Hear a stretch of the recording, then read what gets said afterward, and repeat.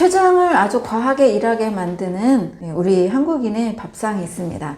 바로 한국인들이 먹기 쉬운 밥, 빵, 면, 떡 4가지 음식이고요. 또 젊은 친구들은 케이크나 과자를 또 많이 먹기도 하고 당분이 많이 들어있는 음료수를 많이 섭취하기도 합니다.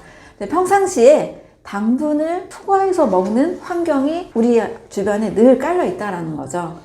특히 한국인들은 삼시세끼 밥을 먹어야 건강하다. 아침에도 아침밥을 먹어야 뇌에 필요한 에너지가 보충이 된다. 이렇게 많이 강조를 하시는데요. 이 밥이라는 개념을 꼭 쌀밥이 최고로 좋다라는 인식이 좀 저는 문제라고 생각을 합니다. 한국영양학회에서는 하루에 약 130g 정도의 탄수화물을 먹도록 권고하고 있습니다. 그런데 밥 한 공기를 먹게 되면 약 100g의 쌀 안에는 80g 정도의 탄수화물이 있어요. 삼시세끼를 모두 밥 한 공기씩 먹게 되면 80g 곱하기 3이니까 약 240g 정도를 쌀밥을 먹게 됩니다. 거기에 우리가 쌀밥 먹고 끝나는 게 아니고 뭐 빵도 간식으로 먹고 과자도 먹고 단 음료수도 먹고 초콜릿이나 사탕도 먹다 보면 당분이 뭐 2배가 아니라 3배, 4배 늘 초과하게 되는 거죠. 그래서 한국인들은 꼭 삼시세끼 쌀밥이 우리의 건강에 가장 좋은 음식이다 라는 이 인식이 저는 좀 문제인 것 같습니다.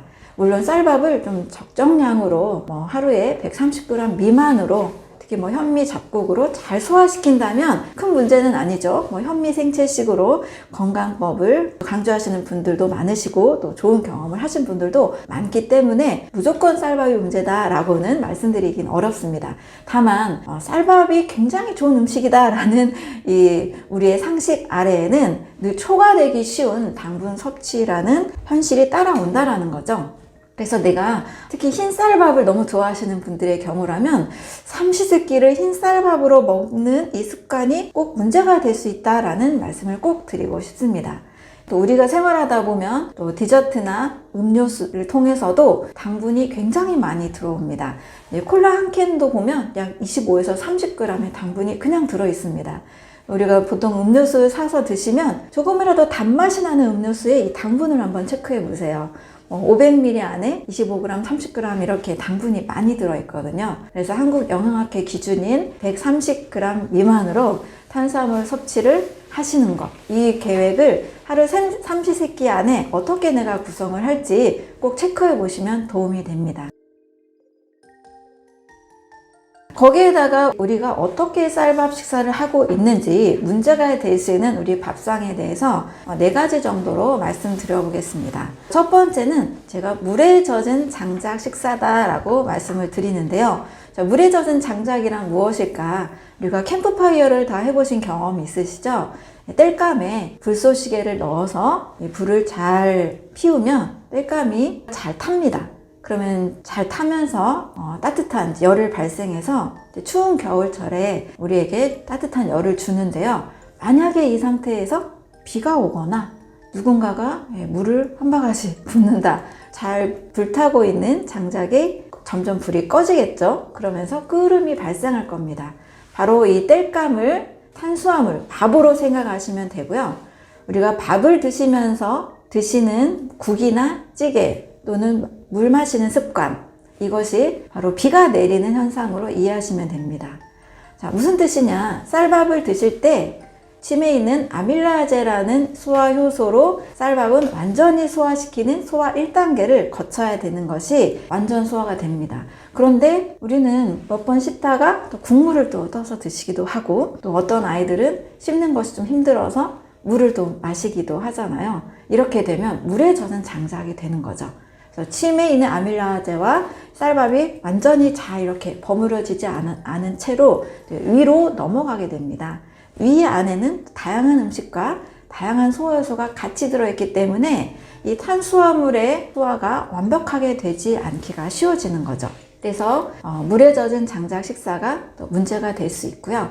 두 번째는 복잡한 음식을 동시에 먹는 식사입니다. 우리 뷔페를 가시게 되면 다양한 음식을 먹게 되죠. 다양한 음식을 먹으면 골고루 많이 먹어라 라는 우리가 많이 듣는 말 때문에 바로 힘이 나고 에너지가 막 솟아야 되는데 사실 뷔페를 갔다 온 경우에 대부분 그런 분들은 많이 안 계신 것 같아요. 오히려 소화가 안 돼서 막 트림이 막 나오기도 하고 배가 막 더부룩하기도 하고 막 식곤증이 심해져가지고 뭐 이후에 막 바로 머리를 쓰는 일을 하기가 어려운 현상들을 다들 경험해 보셨을 겁니다. 자, 복합적인 음식을 동시에 많이 먹게 되면 우리 몸의 이 소화 효소들의 작용점이 다 다르기 때문에 완벽한 소화가 되기가 어렵습니다. 네, 식사는 단순하게 먹을수록 소화 효소의 작용이 완전하게 일어나서 완전한 소화가 되고 완전한 흡수가 되고 아주 좋은 배설이 일어날 수가 있습니다. 그래서 뷔페를 다녀오신 경우에 그날만큼은 소화가 안 돼서 한 끼를 더 굶어야 되기도 하고 다음 날까지도 더부룩한 느낌을 가지고 계신 분들도 계시잖아요.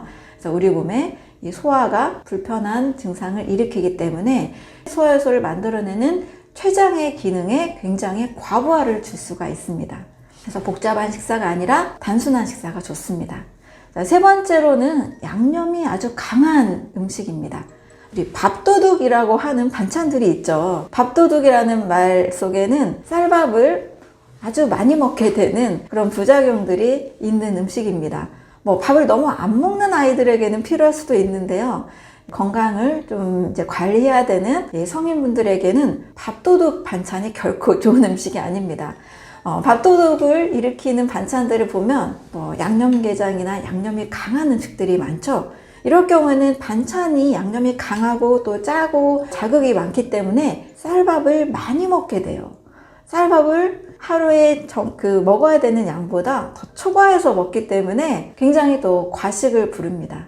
양념이 아주 복합적으로 잘 되는 음식은 우리가 식사를 과식하게 만들어서 바로 또 췌장에 있는 혈당 호르몬, 또 인슐린을 많이 분비하게 하기도 하고 또 소화효소를 많이 필요로 하기 때문에 역시 췌장을 지치게 만듭니다. 원숭이들이 그냥 찐 감자를 줬을 때보다 버터와 꿀을 발라줬을 때 그냥 하나만 먹던 원숭이들이 2개, 3개 이상씩 먹게 되는 그런 이야기들도 있는데요. 우리도 단짠단짠이라고 하잖아요. 단맛, 짠맛, 그리고 달콤한 맛과 또 고소한 맛, 튀긴 음식들 이런 음식들이 복합적으로 있을 때 사실 단순하게 재료 자체를 먹을 때보다 훨씬 더 많이 먹게 되는 경향이 있죠. 그래서 양념이 강한 음식, 단짠 음식, 너무나도 탄수화물과 지방이 너무 복합적으로 섞인 음식, 이런 음식들은 과식을 부르고 또 췌장을 지치게 하는 결과가 있습니다. 네 번째로는 한국인들이 또 식후에 과일 디저트를 많이 먹는 식후 과일 습관이 있죠. 네, 식후 과일은 독이다 라고 제가 완전소화 책에서도 늘 강조를 드렸는데요. 자, 식후 과일 습관도 역시 우리 몸의 간과 또 췌장을 힘들게 하는 음식 습관이 될 수가 있습니다. 자, 그 이유는 식사 중에 우리가 밥도 먹고 반찬으로 여러 가지 나물이나 고기나 생선 여러 가지 음식을 먹은 상태입니다. 위에는 위 내용물이 가득 찬 상태에서 식후에 또 과일을 먹게 되면 과일 속에 들어있는 당분이나 섬유질들이 같이 범벅이 되면서 발효라는 과정이 일어나게 됩니다. 여러분, 발효하면 우리가 좋은 것으로 알고 있죠. 발효 음식을 섭취하는 것은 굉장히 좋습니다. 이미 외부에서 된장이나 낫또나 이런 것 같이 미생물에 좋은 발효가 일어나서 미생물에 좋은 효소를 섭취하는 것 굉장히 좋습니다. 문제는 내 몸속에서 식후에 이런 발효가 일어나는 것은 절대적으로 좋은 게 아닙니다. 그럼 발효라는 건 뭘까요? 따뜻한 위 안에서 여러 가지 음식이 섞여서 당분과 섬유질이 만나서 계속 부패가 일어난다는 뜻입니다. 가스가 차기도 하고 속이 더부룩해지고 또 어떤 심한 경우에는 이걸 해결하느라고 간 수치가 올라가기도 합니다.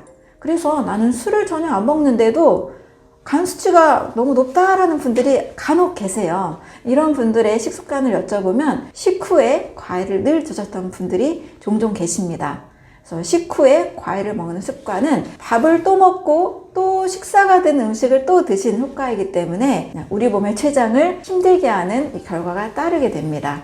그래서 소화에 무리가 되는 것, 위나 간뿐만이 아니고요. 소화 효소를 만들고 또 당, 인슐린을 분비하는 췌장을 지치게 한다는 것, 이것을 꼭 기억해 주시면 좋겠습니다.